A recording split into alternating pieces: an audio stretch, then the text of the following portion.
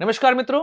दस देश में आप लोगों का स्वागत है। यहां पर करते हैं हम लोग देश में हो रही राजनीति पर बात। और आज बात करने वाले हैं नई दिल्ली विधानसभा सीट पर अरविंद केजरीवाल के हार की। दोस्तों, हम आम आदमी पार्टी के हार पर अलग चर्चा करेंगे।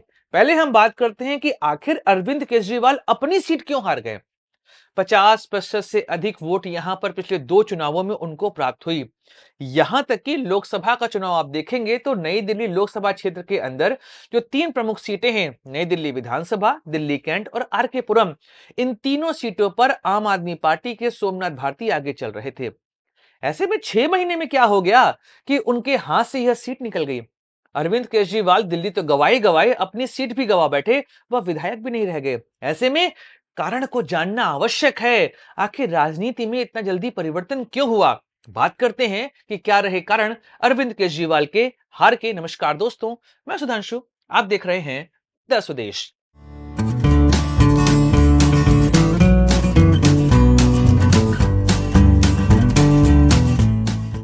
दोस्तों, जब दिल्ली चुनाव की घोषणा हुई उस समय यह कोई नहीं सोच रहा था कि आम आदमी पार्टी यह चुनाव हार जाएगी और ऐसे हारेगी कि वह भाजपा से अच्छी खाई सीटों से दूर रह जाएगी। हाँ, वोट शेयर में बहुत अंतर नहीं है, शायद 2 से 2.5% वोट शेयर का ही अंतर है। लेकिन जहां पर चुनाव आमने सामने के होते हैं वहां पर इतना बड़ा वोट शेयर का अंतर भी बहुत बड़ा बन जाता है, वह हमको यहां पर दिखाई दिया। लेकिन अरविंद केजरीवाल के साथ उनके जो बड़े चेहरे हैं आम आदमी पार्टी के, वह सभी हार गए। सिर्फ आतिशी को छोड़ दिया जाए तो जितने बड़े नाम थे वह इस चुनाव में हार चुके हैं। यह साफ दर्शा रहा है कि आम आदमी पार्टी के खिलाफ तगड़ी एंटी इनकम्बेंसी दिल्ली में देखी गई। लेकिन अरविंद केजरीवाल अपना सीट हार जाएंगे, इसके विषय में कोई नहीं कह रहा था। हाँ, सब मान रहे थे कि यहां पर मुकाबला कड़ा है, लेकिन फिर भी वह अपनी सीट बचा ले जाएंगे। उनकी हार पच नहीं रही है। क्या कारण रहे हैं, चलिए एक एक करके समझते हैं कि अरविंद केजरीवाल के अपनी सीट पर हारने के कारण क्या थे। पहले बात करते हैं मध्यम वर्ग। जी हाँ, इसके विषय में बात करना आवश्यक है। हर कोई यह सोच रहा है कि नरेंद्र मोदी के पिछले 1 महीने में लिए गए फैसले की वजह से अरविंद केजरीवाल को मध्यम वर्ग ने वोट नहीं दिया। नहीं, इसके पीछे थोड़ा हमको इतिहास में चलना पड़ेगा। इंडिया अगेंस्ट करप्शन और आम आदमी पार्टी का उदय, यह दोनों घटनाओं में मध्यम वर्ग ने आम आदमी पार्टी अरविंद केजरीवाल को बहुत समर्थन दिया था। इंडिया अगेंस्ट करप्शन में कई सारे मध्यम वर्ग के लोगों ने खुलकर पार्टिसिपेट किया। वह देश में बढ़ रहे करप्शन के खिलाफ एक पार्टी चाहते थे और वह पार्टी आम आदमी पार्टी के फॉर्म में यहां पर आई। कई लोगों ने अपने पेट काटकर अरविंद केजरीवाल को डोनेशन दिया। वह चाहते थे कि जिस करप्शन की वजह से मध्यम वर्ग की स्थिति इतनी खराब हो गई है, वह उस मध्यम वर्ग के लिए काम करें, वह उस करप्शन को खत्म करें जिसका वादा करके वह यहां पर आए थे। कई सारे लोग उनके साथ जुड़े, उनका सहयोग किया। पिछले दो चुनावों में लगातार मध्यम वर्ग ने आम आदमी पार्टी को वोट किया। मतलब वो मध्यम वर्ग जो भाजपा का कोर वोटर माना जाता है, लोकसभा चुनाव में जाता है नरेंद्र मोदी के साथ। जब यहां पर बात आती है विधानसभा चुनाव की, तो वही वोटर आ जाता है अरविंद केजरीवाल के साथ। ऐसे में उस वोटर को निराशा मिली।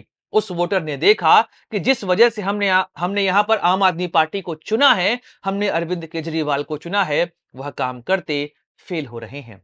ऐसे में अरविंद केजरीवाल के लिए मध्यम वर्ग की श्रद्धा धीमे धीमे खत्म होने लगी और मध्यम वर्ग उनसे दूर जाने लगा। सीधी बात है, मध्यम वर्ग के वोट पर एकाधिकार ना भाजपा का था, ना कांग्रेस का था और ना आम आदमी पार्टी का था। लेकिन जब भी हम बात करें लोकसभा विधानसभा, तो मध्यम वर्ग एक फ्लोटिंग वोटर के फॉर्म में था।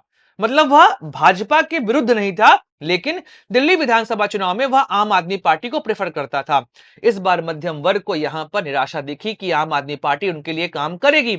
फ्रीबीज में जिस तरीके से मध्यम वर्ग के पैसे को खर्च किया जा रहा था, वह भी मध्यम वर्ग को खराब लग रहा था। ऐसे में दिल्ली विधानसभा चुनाव के साथ दो ऐसे फैसले आए जिसने मध्यम वर्ग को भाजपा को वोट देने पर मजबूर कर दिया।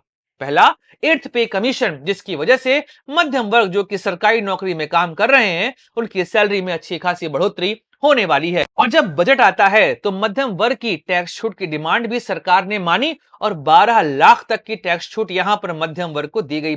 और आप देखेंगे नई दिल्ली, दिल्ली कैंट, आरके पुरम, यहां पर सरकारी नौकरी करने वाले लोग अच्छे खासे हैं, मध्यम वर्ग अच्छा खासा है।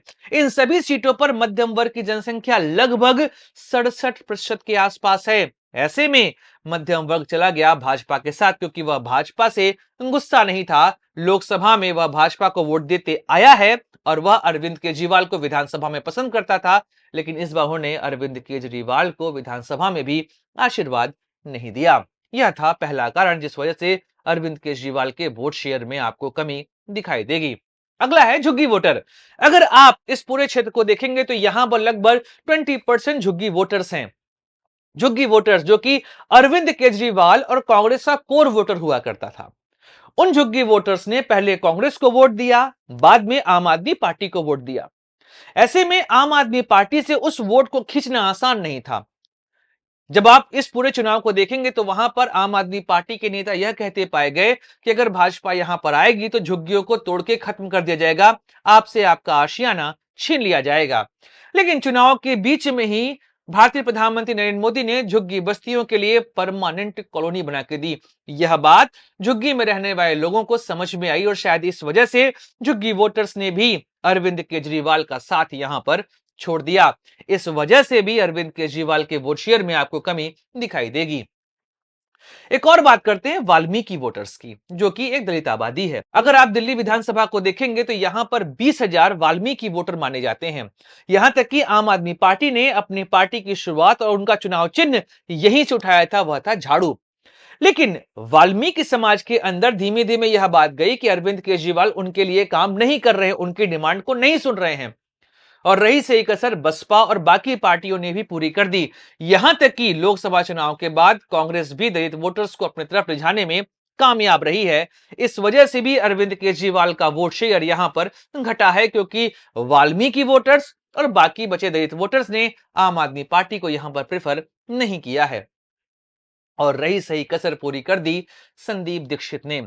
अरविंद केजरीवाल को उनके घर पे घेरा गया, एक तरफ प्रवेश सिंह वर्मा और एक तरफ संदीप दीक्षित। संदीप दीक्षित के लिए यह इज्जत की बात थी, क्योंकि अरविंद केजरीवाल की राजनीति की शुरुआत शीला जी को हरा कर ही हुई थी और संदीप दीक्षित हमेशा से इस बात का बदला चाहते थे कि अरविंद केजरीवाल की राजनीति ऐसे ही खत्म की जाएगी। इसलिए आप देखेंगे नई दिल्ली विधानसभा क्षेत्र में एक तरफ प्रवेश सिंह वर्मा, एक तरफ हमारे संदीप दीक्षित, और उन्होंने अरविंद केजरीवाल को उनके घर पे घेर लिया।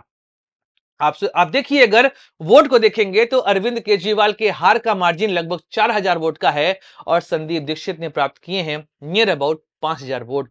ऐसे में संदीप दीक्षित का अरविंद केजरीवाल के खिलाफ यहां पर काम करना उनके अपोज में गया और अरविंद केजरीवाल यह चुनाव हार जाते हैं। अगर आप नोटिस करेंगे, अरविंद केजरीवाल के शीश महल के मुद्दे को, अरविंद केजरीवाल के शराब के घोटाले को, यमुना के मुद्दे को, इन सब को संदीप दीक्षित ने चुनाव से पहले ही उठाना शुरू कर दिया था।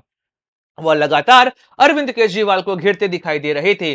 उनको कांग्रेस की ओर से सपोर्ट भी नहीं मिला, फिर भी वह अरविंद केजरीवाल के खिलाफ यहां पर लगे रहे, क्योंकि यह कांग्रेस से ज्यादा संदीप दीक्षित की अपनी पर्सनल लड़ाई थी। ऐसे में इसका फायदा प्रवेश सिंह वर्मा को मिला, उन्होंने चुनाव जीता और हो सकता है वह मुख्यमंत्री भी बने। लेकिन संदीप दीक्षित ने अरविंद केजरीवाल को हराने में बहुत बड़ी भूमिका निभाई है। उन्होंने वह नैरेटिव यहां पर तैयार कर दिया जिस वजह से जनता अरविंद केजरीवाल के खिलाफ हमको जाते दिखाई दी है।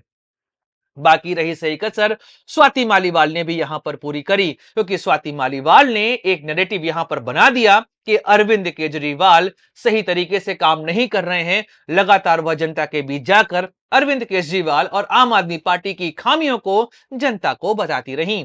इस वजह से भी आम आदमी पार्टी और खासकर अरविंद केजरीवाल अपनी सीट पर घिर चुके थे। उनका चुनाव हारना इनएविटेबल था और वह चुनाव हार गए। शायद अरविंद केजरीवाल को अपनी राजनीति को अब समझना पड़ेगा, उन्हें अपने उस वापस से बेस पर जाना पड़ेगा जहां से उन्होंने राजनीति शुरू की थी, मतलब जनता के लिए बात करना, ना कि शीश महल में रहना और अपनी बातों से ही मुकर जाना। बाकी दोस्तों, हम बात करेंगे अगले वीडियो में कि आखिर दिल्ली का सीएम कौन बनेगा। अपने दोस्त सुधांशु को दीजिए इजाजत। Like share subscribe the channel. जय हिंद, वंदे मातरम, भारत माता की जय।